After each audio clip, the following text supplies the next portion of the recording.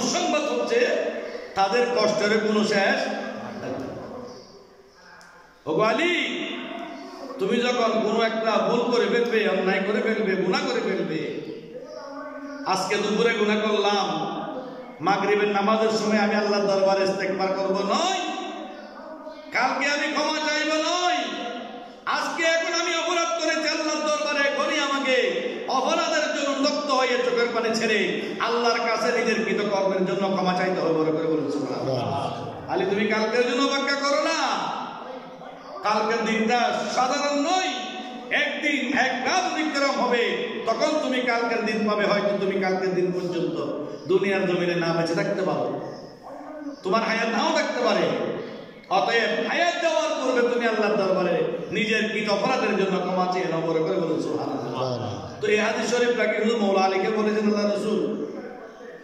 আল্লাহ রাসূল প্রত্যেকটা হাদিস শরীফ 1400 বছর তথা 1500 বছর পূর্বের যে অর্ডারগুলো, যে নির্দেশনাগুলো আল্লাহর হাবিব দিয়েছেন, ওই নির্দেশনাগুলো কিয়ামত পর্যন্ত বলবৎ থাকবে। বড় করে বলুন সুবহানাল্লাহ। কিয়ামত পর্যন্ত বলবৎ থাকবে মানে যত উম্মত, যত বান্দা জমিনে আসবে, সবার জন্য একইভাবে সেই হাদিসগুলোর অর্ডারগুলো তাদের উপর আরোপিত হবে। বড় করে বলুন সুবহানাল্লাহ। আল্লাহ কোরআনে বলেন, তা'মুরুনা বিল মা'রুফ ওয়া তানহাউনা আনিল মুনকার, তোমরা ভালো কাজের নির্দেশনা প্রদান করো, যারা অন্যায় অপরাধ করে, অসৎ কাজ করে তাদেরকে তোমরা বিরত রাখো, তাদেরকে বাধাগ্রস্ত করো। এই যে কোরআন পাক এখনো বলবৎ রয়েছে, কিয়ামত পর্যন্ত বলবৎ থাকবে। আর কোরআনের সেই বাণীগুলো, অর্ডারগুলো, আল্লাহর হুকুমগুলো কিয়ামতের আগ পর্যন্ত কি থাকবে? বলবৎ থাকবে। কিয়ামত হয়ে গেলে সেখানে আল্লাহর বিচার আরম্ভ হয়ে যাবে। বড় করে বলুন সুবহানাল্লাহ। এজন্য কোন জাহান্নাম আছে কি জাহান্নাম নাই, দুনিয়ার জমিন শেষ জমিন, শেষ জীবন, আর কোনো জীবন নাই, এই সমস্ত কেউ যদি ধারণা পোষণ করে তার ঈমান থাকবে না, তার ঈমান থাকবে না। আল্লাহ দুনিয়াতে পাঠিয়েছেন গোলামি করার জন্য। আল্লাহ দুনিয়ার থেকে যাইতে হবে আল্লাহর গোলামি করতে করতে, চোখ বন্ধ করার সময় আল্লাহর গোলামির মধ্যে থাকতে হবে। কবরে যখন যাবেন, কবর আপনার জন্য জান্নাতের বাগান হয়ে যাবে। সুবহানাল্লাহ। অনেকগুলো মানুষকে কবরে পাওয়া গেছে, বিভিন্ন আল্লাহর ওলিদেরকে কবরে পাওয়া গেছে, ওনারা অক্ষত অবস্থায় কবরে রয়ে গেছেন। সুবহানাল্লাহ। অক্ষত অবস্থায়। এই যে রংপুরের ডিস্ট্রিক্টের কোন জায়গার মধ্যে গুগু মিয়া, নাম হচ্ছে কি গুগু মিয়া, ওনাকে সবাই গুগু মিয়া বলে ডাকতো, মারা গেছে 18 বছর পূর্বে। 18 বছর পরে যখন কবরস্থান যখন ভেঙে গেছে, কবরের মাটি যখন সরে গেছে, একজন লাশের এই পায়ের এতটুকু পর্যন্ত বাইরে দেখা যাচ্ছে। মানুষ যখন কবর করতে গেলেন, কবর করে যখন ওনাকে যখন বের করে আনলেন, অনেকে বলতেছে হাই এটা তো অমুক মানুষ, উনি তো 18 বছর পূর্বে মারা গেছে। আজকের দিন পর্যন্ত তার কবরের মধ্যে তার লাশ মাটি স্পষ্ট করে নাই। সুবহানাল্লাহ। কেন করে নাই? আল্লাহ তার উপর রাজি হয়েছেন, আল্লাহ তাকে ভালোবেসেছেন, আর তার ভিতরে মহান রব্বুল ইজ্জতের ভয় বিদ্যমান ছিল বিদায় মাটি বলতেছে না, তাকে ধরা ছোঁয়া আমি মাটির জন্য হারাম হয়েছে। সুবহানাল্লাহ। এমন আমল করতে হবে, এমন কাজ করতে হবে যে কাজগুলো করলে আপনি দুনিয়ার থেকে হেসে হেসে কবরে চলে যাবেন, জমিনের মানুষ আপনার জন্য কাঁদতে কাঁদতে চোখের পানির সাগর হয়ে যাবে। বড় করে বলুন সুবহানাল্লাহ। এই জন্য বলছে জাহান্নামে ভয় করলে জান্নাতের আশা করতে হবে না। কারো অন্তরে যদি জাহান্নামের ভয় থাকে, তাকে আর জান্নাতের আশা করতে হবে না। জান্নাত তার জন্য অবধারিত। আল্লাহ দুইটাই রাস্তা করেছেন, একটা জাহান্নামের রাস্তা, একটা জান্নাতের রাস্তা। আপনি যখন জান্নাতের রাস্তায় যখন হাঁটবেন, জাহান্নামের ভয় আপনি আপনার কলবে চলে যাবে। জাহান্নামটা তো সোজা কথা নয়, এদের টকবগে পানির কথা বলতেছে, ইয়াতুবুনা বাইনাহা ওয়া বাইনা হামিমিন আন, যে টকবগে পানির মধ্যে আপনাকে আমাকে ছেড়ে দেওয়া হবে, সেখানে আপনি আমি ঘুরপাক খাবো, আল্লাহর হুকুম ব্যতীত ওঠার কোনো সুযোগ নাই। আর জাহান্নামের মধ্যে যে সমস্ত ফেরেশতারা আছে, গিলাজুন শিদাদুন, তাদের অন্তরটা কঠোর, খুব কঠোর মানের ফেরেশতা তারা। তারা যখন আল্লাহর হুকুম যখন পাবে, আর কাল বিলম্ব করবেন, আপনাকে টানে টেনে হিসড়ে জাহান্নামে নিয়ে যাবে। আপনি যতই কান্না করেন, যতই আপনি তাদের কাছে আপনি অজুহাত দেখান না কেন, কোনো কাজে ওয়ায়ামারুনা মা ইয়াফআলুন, আল্লাহ যা নির্দেশনা প্রদান করেন তারা সেগুলোই করে।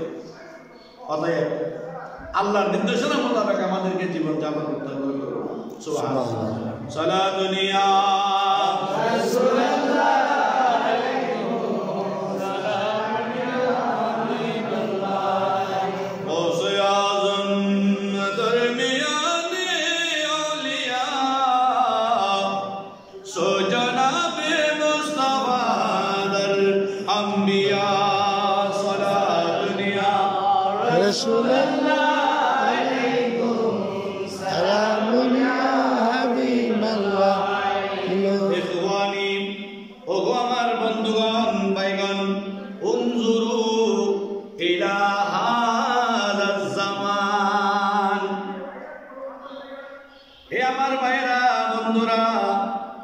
জামানার দিকে তাকান, সময়ের দিকে তাকান।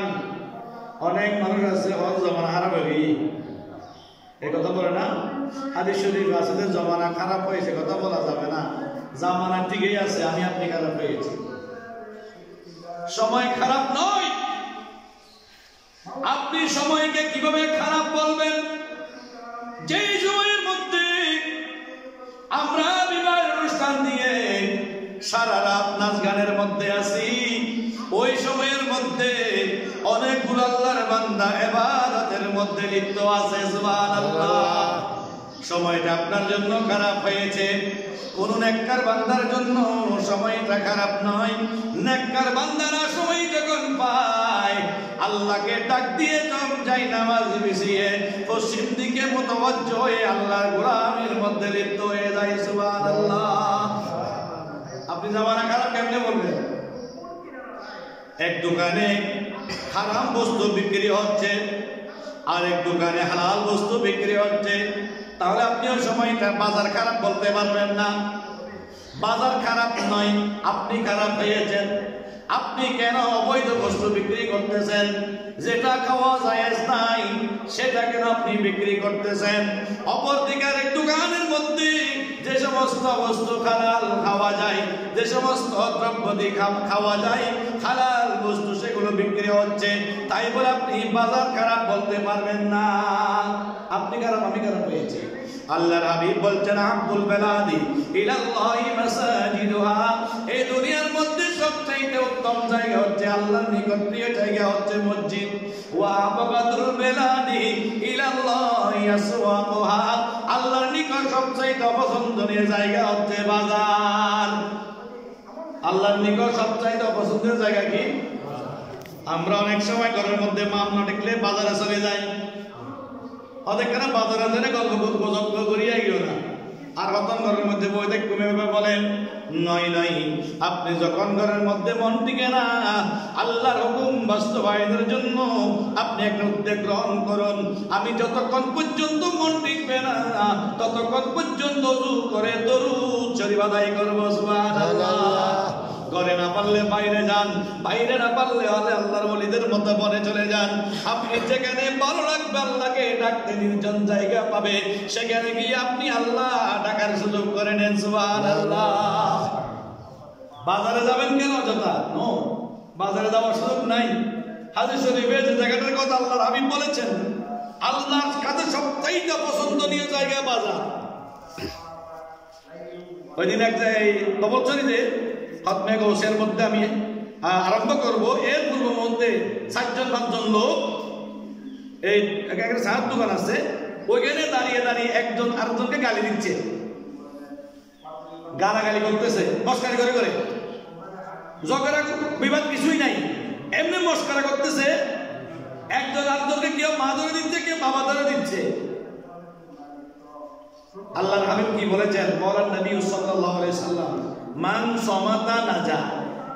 তুমি যখন দেখবে যে সেখানে তোমার কোনো মূল্য নাই, সেখানে তোমার কোনো কাজ নাই, সেখানে কেউ তোমাকে মূল্যায়ন করবে না, তোমাকে গালাগালি করবে, তোমাকে নিয়ে ঠাট্টা বিদ্রুপ করবে, ওই মুহূর্তে তুমি চুপ হয়ে যাও।